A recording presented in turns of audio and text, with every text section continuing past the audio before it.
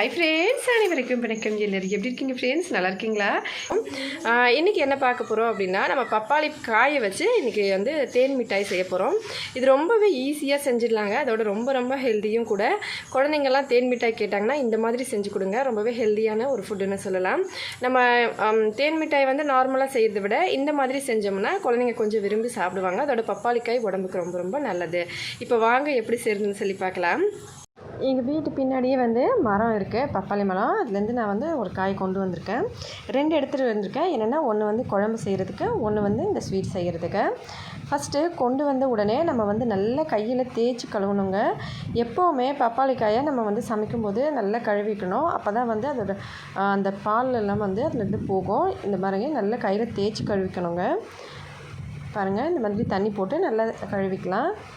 எல்லாத்தையும் நல்லா கழுவின அப்புறமா நான் வந்து ஒரு பப்பாளிக்காயை வந்து இந்த ஸ்வீட் செய்கிறதுக்காகவும் இன்னொன்று வந்து குழம்பு செய்கிறதுக்காக யூஸ் பண்ணுறேன். இது வந்து பெரிய சைஸாக இருக்கிறதுனால நான் இதை வச்சிடுறேன். சின்ன சைஸாக இருக்கிறத வந்து நான் கழுவி கொண்டு வந்துடுறேன். இப்போ இட்லி பாத்திரம் எடுத்துக்கலாம். அதில் வந்து அடியில் ஒரு 2 கப் போல் தண்ணி வச்சு அதில் சர்க்கரை சிரப் வந்து நம்ம ரெடி பண்ணுறதுக்கு ஒரேடியாக நம்ம இதுலேயே சர்க்கரை சிரப் ரெடி பண்ணிக்கலாம். இப்போ இதில் என்ன பண்ணணுன்னா, நம்ம தண்ணியை வந்து நல்லா இந்த மாதிரி சூடு பண்ணுறதுக்கு ஆரம்பிப்போம் இல்லைங்களா, ஃபஸ்ட்டு ஸ்டார்டிங்கில். அது மாதிரி தண்ணியை சேர்த்துட்டு அதுலேயே நம்ம சர்க்கரையை சேர்த்துக்கலாம். நான் வந்து 2 கப் தண்ணிக்கு ஒரு 1.5 கப் அளவுக்கு சர்க்கரை இதில் சேர்த்துக்கிறேன். சேர்த்துட்டு இந்த மாதிரி நம்ம இட்லி பாத்திரத்தில் மேலே வந்து வேக வச்சுக்கலாம் பப்பாளிக்காயை. இது வந்து நம்ம மேலே இருக்கிற பப்பாளிக்காய் வேகும்போது நமக்கு சர்க்கரை சிரப்பும் வந்து ரெடி ஆகிடும். தண்ணி வந்து அதனால தான் கொஞ்சம் எக்ஸ்ட்ராவாக வச்சுருக்கோம். இப்போ வந்து நமக்கு ரொம்ப கம்பி பதம் போலலாம் தேவையில்லை. ஜஸ்ட்டு வந்து கொஞ்சம் பிசுன்னு ஆகிற மாதிரி இருந்தால் நமக்கு தேன் மிட்டாய்க்கு போதும். நம்ம எப்போவும் தேன் மிட்டாய்க்கு எப்படி சிரப் செய்வோமோ அதே போல் தான். சர்க்கரையை வந்து சைடில் தள்ளிவிட்டு நம்ம இந்த மாதிரி ஸ்டாண்டு வைக்கிற மாதிரி இட்லி பாத்திரமாக இருந்தால் சர்க்கரையை தள்ளி விட்டுட்டு இந்த மாதிரி பப்பாளிக்காயை வச்சு வேக வச்சுக்கலாம். இல்லை நார்மலாக இருக்குன்னா அதில் அப்படியே ஒரு பிளேட்டை வச்சு மேலே வந்து பப்பாளிக்காயை வச்சு வேக வச்சுக்கலாம். நம்ம இன்றைக்கி பப்பாளிக்காயை மட்டும்தான் வச்சு செய்ய போகிறோங்க. நான் வந்து சக்கரவள்ளி கிழங்கு வீட்டில் இருந்தது, சரி அதையும் வேக வச்சிடலாம், குழந்தைங்க சாப்பிடுவாங்க அப்படின்னு சொல்லிட்டு நான் வேக வைக்கிறேன். ஆனால் நம்ம யூஸ் பண்ணுறது பப்பாளிக்காய் மட்டும்தான். ஆனால் நல்லா வந்து பப்பாளிக்காயை கழுவிக்கோங்க, நல்லா தேய்ச்சிட்டு கழுவிக்கணும். அந்த பால் வந்து சுத்தமாக இருக்கக்கூடாது. நான் இப்போ எடுத்து இன்னொரு தடவை கூட நல்லா கழுவிக்கிட்டேன். இப்போ இதை மூடி வச்சு நம்ம அப்படியே வேக வைக்கலாம். ஒரு 15 நிமிஷம் இந்த மாதிரி ஃபஸ்ட்டு ஹை ஃப்ளேமில் வச்சு கொதிக்க ஆரம்பித்த உடனே ஸ்லோவான சிம்மில் வச்சு 15 நிமிஷம் நான் வேக வச்சுங்க. இப்போ இது சூப்பராக வெந்துருச்சு. இப்போ பப்பாளிக்காயை எடுத்து தோலெல்லாம் சீவி உள்ளே இருக்க கொட்டையெல்லாம் ரிமூவ் பண்ணி இந்த மாதிரி நல்லா சாஃப்டாக வேக வச்சு எடுத்ததை கட் பண்ணி எடுத்துக்கணும். கட் பண்ணி எடுத்த அப்புறமா இதை நல்லா மேஷ் பண்ணிக்கணும். மேஷர் வச்சுருந்தா மேஷ் பண்ணிக்கோங்க. இல்லைனா இந்த மாதிரி கிளாஸ் வந்து வச்சுருந்திங்கன்னா அதில் வந்து இப்படி நசுக்கிக்கலாம். ரொம்ப ஈஸியாக வந்து மேஷ் ஆகிடும். மேஷ் பண்ணுறதுக்கு நம்ம இதை யூஸ் பண்ணலாம். இப்படியே நல்லா மேஷ் பண்ணிக்கணும். என் கையில் வந்து லைட்டாக கலர் ஒட்டியிருந்ததுனால லைட்டாக கலர் சேஞ்ச் ஆகியிருக்கு. இப்போ இதில் ஒரு 2 ஸ்பூன் அளவுக்கு அரிசி மாவும் 2 ஸ்பூன் அளவுக்கு மைதா மாவும் சேர்க்கணும். நான் வந்து கோதுமை மாவு சேர்க்குறேன். நம்ம வந்து மைதா மாவு சேர்த்தோம்னா அப்படியே சேம் டு சேம் நமக்கு அந்த தேன் மிட்டாய் எப்படி இருக்குமோ அதே போல் வரும். கோதுமை மாவு சேர்க்கறதுனால கொஞ்சம் வந்து ஸ்லைட் வந்து கொஞ்சம் கன்சிஸ்டன்சி வந்து மாறும். ஆனால் பரவாயில்ல, உடம்புக்கு நல்லது. அதனால நான் வந்து கோதுமை மாவு சேர்த்துருக்கேன். இப்போ இந்த கலர் ஃபுட்டு சேர்த்து எல்லாத்தையும் ஒன்றா சேர்த்து நல்லா மிக்ஸ் பண்ண அப்புறமா இந்த மாதிரி கன்சிஸ்டன்சியில் இருக்கணும். நாம் வந்து மிக்ஸ் பண்ணும்போது தண்ணியே சேர்க்க தேவையில்லை. ஏன்னா பப்பாளியிலே நிறைய தண்ணி இருந்தது. நான் அதுவே சரியாக போயிடுச்சு. உங்களுக்கு தேவைப்பட்டால் ஜஸ்ட் லைட்டாக தண்ணி ஊற்றிக்கலாம்.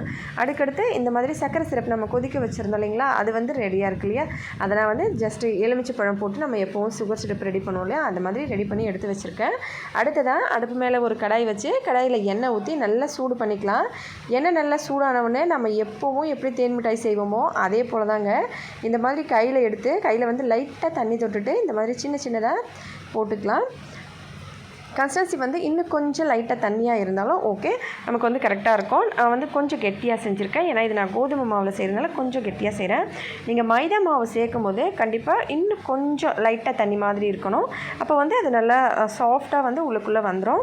இப்போ எல்லாத்தையும் இந்த மாதிரி சின்னதாக போட்டுட்டு நம்ம வந்து எடுத்துக்கலாம். ஸ்லோவான மீடியம் ஃப்ளேமில் வச்சு நம்ம வேக வச்சோம்னா உள்ளுக்குள்ளேயே எல்லா பக்கமும் நல்லா வெந்து வரும். இப்போ நம்ம இது எல்லாத்தையும் நல்லா வேக வச்சுக்கலாம் கொஞ்ச நேரம். பப்பாளிக்காய் வந்து நம்ம ஒரு பப்பாளிக்காய்க்கு ஒரு 2 ஸ்பூன் அளவுக்கு மைதா மாவு, 2 ஸ்பூன் அளவுக்கு அரிசி மாவு சேர்த்துக்கலாம். இது வந்து கரெக்டாக அந்த கன்சிஸ்டன்சிக்கு இருக்கும். ஏன்னா நம்ம தோலை கட் பண்ணிவிட்டு உள்ளே இருக்க கொட்டையெல்லாம் எடுத்துகிட்டு தான் பப்பாளி காய் சேர்ப்போம். அப்போ வந்து கொஞ்சமான குவான்டிட்டிக்கு வந்துடும். அதனால் நம்ம வந்து ஒரு 2 ஸ்பூன் போல் சேர்த்துக்கிட்டோம்னா போதும்.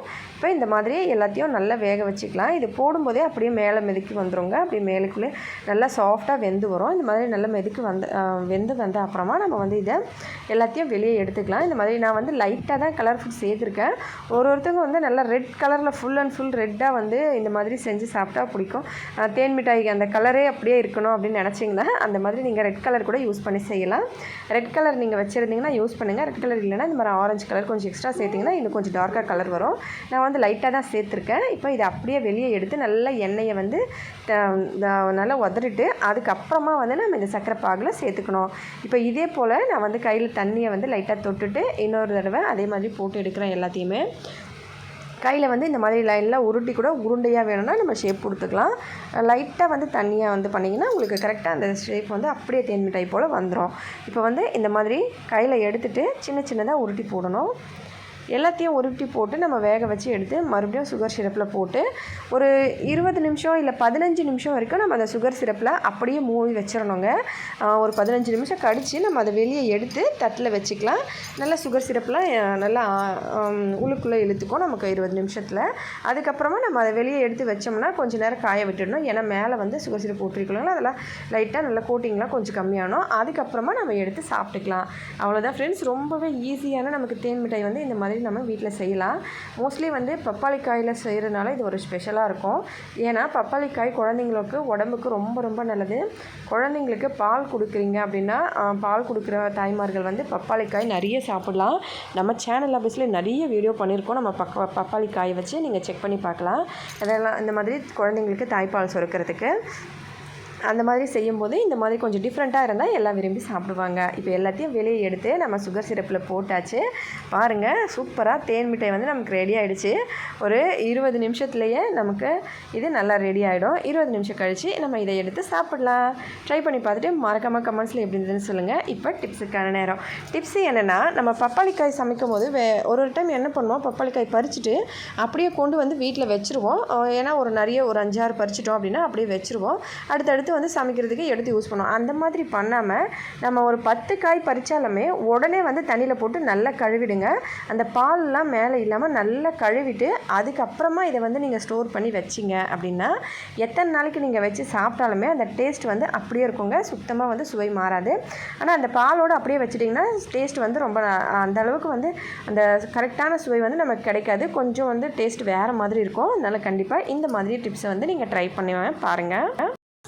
இந்த வீடியோ பிடிச்சிருந்தா லைக் பண்ணுங்கள், ஷேர் பண்ணுங்கள், நம்ம சேனலை சப்ஸ்கிரைப் பண்ணி சப்போர்ட் பண்ணுங்கள். ஹெல்த்தியாக சாப்பிட்டு சந்தோஷமாக சேஃபாக பத்திரமா வருங்க. அடுத்த வீடியோவில் பார்க்கலாம் ஃப்ரெண்ட்ஸ். நன்றி, வணக்கம்.